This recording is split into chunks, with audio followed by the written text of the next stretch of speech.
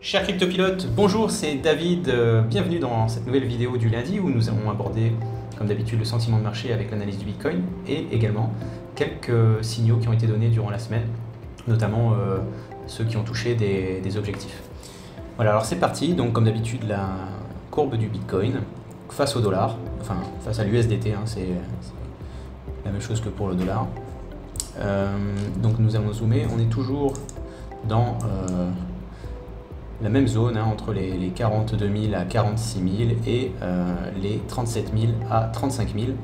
Donc là, on continue à ranger, on appelle ça un range, lorsque le cours fait du ping-pong entre plusieurs supports et résistances. Voilà. Donc là, on pourrait très bien cloner ça ici et le mettre dans cette zone-là. Voilà, grosso modo. Donc bon, je vous cache pas que vous connaissez la situation internationale et le Bitcoin attend de savoir ce qui va vraiment se passer en Ukraine et de façon plus étendue en Europe. Voilà, donc là on est en train de ranger, donc on peut peut-être resserrer les cours de façon à savoir si ça va casser cette résistance par le haut et à ce moment-là suivre cette courbe verte, ou bien descendre et casser donc les supports et suivre cette courbe rouge. Donc là concrètement, la logique voudrait qu'on rebondisse et qu'on aille chercher à nouveau la résistance. C'est vrai qu'après la conjoncture internationale nous rend un petit peu frileux, donc n'hésitez pas, si vous ne le sentez pas, à alléger vos positions. Ne vous exposez pas, ne vous surexposez pas actuellement au marché. Donc respectez bien les stop loss, la stratégie avec maximum, vraiment maximum 5 roquettes qui ne sont pas en free rocket, hein, non sécurisées. C'est très important et donc je le répète, si vous souhaitez couper vos positions en ce moment, c'est compréhensible vu ce qui se passe dans le monde. Voilà, donc ça c'était l'analyse du Bitcoin et nous allons passer aux différentes requêtes. Et alors je ne vais pas toutes les étudier avec vous, parce qu'il y en a maintenant beaucoup, hein, on en est à 7 je crois, mais je vais revenir sur les 3 qui ont, comme le Bitcoin Cash. Donc le Bitcoin Cash, je vais vous le mettre en 1 heure, comme ça on verra un peu mieux. En 1 heure, là, voilà. Donc j'ai mis des flèches, flèche jaune le moment où j'envoie le signal, flèche bleue le moment où nous rentrons en position. Ensuite, flèche verte, c'est lorsque nous avons, donc là la première ligne verte c'est Free Rocket, TP1, TP2, TP3. Et flèche rouge, c'est lorsqu'on sort, soit lorsqu'on sort au stop loss, soit le stop loss directement et à ce moment-là on a des pertes, soit le stop loss qui a été remonté au prix d'entrée parce que nous avons touché Free Rocket au préalable. C'est ce qui s'est passé sur Bitcoin Cash. Donc le signal a été donné ici, donc le 19 février, on a très rapidement rentré en position. On a failli se faire sortir au stop loss, mais on a bien rebondi et donc nous avons touché Free Rocket à ce moment-là. Donc là c'est pour préciser un petit peu la stratégie pour que tout le monde commence à bien la maîtriser. Donc là, toucher Free Rocket, hop, on monte le stop loss au prix d'entrée, ce qui fait que nous avons un trade sécurisé sans risque de perte et donc nous nous sommes fait sortir ici sans perte ni gain. Alors, le Bitcoin Cash, depuis, il est redescendu ici et ça peut constituer encore une belle entrée avec un stop loss très serré.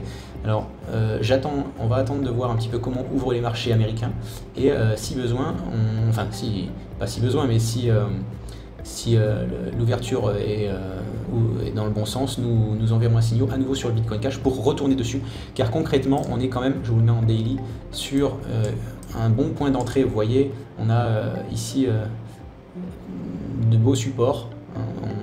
C'est vraiment très intéressant comme vous voyez ici avant c'était une résistance là, tac tac tac, ici aussi et là ça devient un support, donc c'est quand même un beau prix d'entrée. Vous voyez Bitcoin Cash il a quand même corrigé alors je vais le regarder d'ici, hop, on est sur moins 84%, donc ça peut constituer quand même un beau trade, et donc on va peut-être y retourner sur notre Bitcoin Cash. Le LTC, hop, je me remets en 1 heure, tac.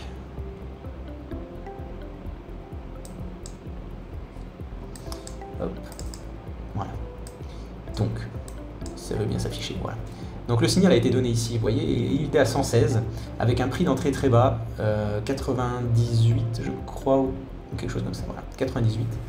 Et donc on a eu une super prix d'entrée, on a touché Free Rocket, donc on a remonté le stop loss, et donc actuellement le stop loss est toujours là, il est toujours à 98, on a failli se faire sortir sans perte ni gain, je crois que c'était ce matin ou cette nuit. Pour la France, c'était cette nuit.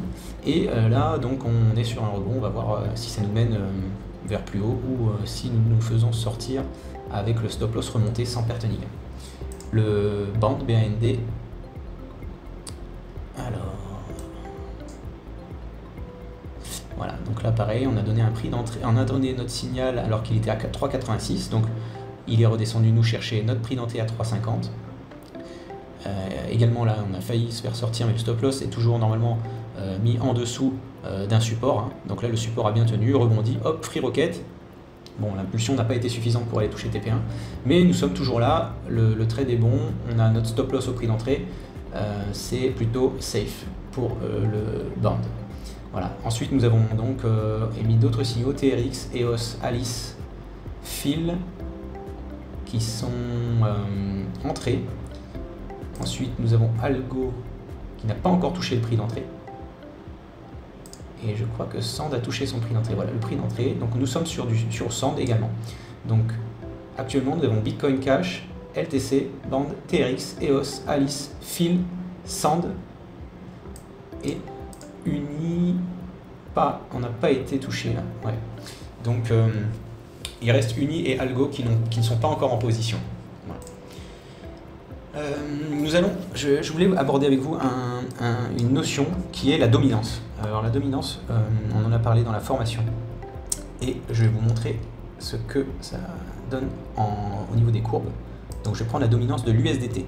Alors l'USDT, ça monte, la dominance monte lorsque le Bitcoin et le marché des cryptos crashent. C'est-à-dire que c'est inversement proportionnel à la courbe de la dominance du Bitcoin et des alts. Les alts, donc c'est toutes les crypto-monnaies qui ne sont pas du Bitcoin, ni du stablecoin, comme l'USDT. Stablecoin, USDT.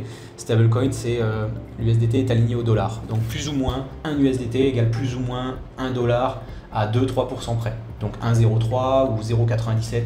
Généralement, ça fluctue entre ces deux bornes. Mais on peut estimer qu'un USDT égale $1, grosso modo. Donc là, je vous montre la courbe de la dominance de l'USDT. Depuis le début, donc sa sortie c'était en 2017, fin 2018, voilà. Bon, la courbe est en 2018 mais il est sorti un petit peu avant. Et donc on s'aperçoit qu'on a un triple top, ou on peut appeler ça aussi un épaule tête épaule. Et normalement là je vous ai dessiné une résistance qui est assez forte en USDT et qui peut potentiellement être une figure de retournement avec donc une recherche donc de l'USDT, de la dominance, vers les 3%. Alors qu'est-ce que ça entraînerait? Eh bien ça entraînerait en fait, lorsque les investisseurs ne sont pas confiants dans les crypto-monnaies, ils se réfugient dans les stablecoins. Actuellement, donc là on est sur l'USDT, c'est la plus grosse stablecoin, ils se réfugient en USDT. Et donc c'est un signe comme quoi, sur les plateformes d'exchange, comme Binance, FTX, tout ça, les investisseurs attendent en USDT un moment pour rentrer dans le Bitcoin ou dans les alts. Là, on peut être à un moment où les investisseurs moyen-long terme vont à nouveau rentrer dans le Bitcoin et les alts. C'est pour ça que je suis assez optimiste, malgré la conjoncture internationale. On est dans une figure de retournement et donc de retour de l'USDT, donc de 5% à 3%. Alors, c'est pas anodin, hein, 2% d'USDT, c'est énorme. Hein. Du coup, je vous montre la dominance du Bitcoin qui, lui, fait également une figure de retournement, comme la dominance de l'USDT. Et donc, c'est complètement inverse, c'est-à-dire qu'on a un triple bottom avec un triangle chartiste et donc une potentielle cassure à ce niveau-là, ce qui nous ferait passer le Bitcoin donc de 43% de part de marché. Ah oui, j'ai pas bien expliqué la dominance, mais c'était indiqué dans la formation, je reviens dessus. La dominance, donc c'est la part de marché de cette monnaie au milieu du total market cap des crypto-monnaies. Donc le Bitcoin représente actuellement 43% de la capitalisation boursière de toutes les crypto-monnaies. Et donc cette dominance peut passer de 44 à, on va dire, la prochaine résistance 50. Si le Bitcoin arrive à casser en dominance cette résistance oblique, on devrait aller chercher les 50%, puis un retest bien évidemment, et remonter ensuite. Alors qu'est-ce que ça implique pour les alts? Généralement, lorsque le Bitcoin monte, les alts vont monter un petit peu jusqu'à la stabilisation du Bitcoin. Donc une fois que le Bitcoin aura fait son rallye et sera monté, je ne sais pas, je dis de 5 ou 6 000 $, et il va se stabiliser, et à ce moment-là, les alts vont rattraper leur prix face au Bitcoin. Et c'est comme ça que le Bitcoin va à nouveau redescendre en dominance, et c'est ce qu'on appelle l'alt season. Voilà. L'alt season, c'est le moment où toutes les alts montent, toutes les dominances des alts montent, alors que la dominance du Bitcoin descend. On l'a très bien vu ici, avec la dernière alt season ici, où le Bitcoin est passé donc de 73% de dominance à 40% de dominance. Et là, tout ça, c'est le moment où toutes les alts sont montées de façon phénoménale. Voilà, entre donc début 2021 jusqu'au mai 2021. On a bien vu. Voilà. Donc c'est très intéressant à voir, à regarder du coin de l'œil les dominances. Et là, on s'oriente vers quand même quelque chose de ce style-là. Maintenant, à l'inverse, on peut avoir ça. C'est possible aussi. Tout dépend je vais revenir dessus, mais de la conjoncture internationale. Si ces messieurs s'assoient à la table des négociations et commencent à dialoguer, on peut avoir ce scénario-là. Après, si on commence à appuyer sur les boutons rouges, nécessairement, voilà, on est dans un conflit qui est quand même pas anodin. Ça n'arrive, comme ça de mémoire, ça n'est jamais arrivé. Et donc, on va voir ce qui se passe. On est dans une semaine, je pense, très très décisive, voire un mois très décisif, le mois de mars. Voilà. J'espère que vous avez apprécié cette vidéo. Je vous souhaite une agréable semaine et je vous donne rendez-vous lundi prochain pour une nouvelle analyse du marché. Bonne semaine, au revoir.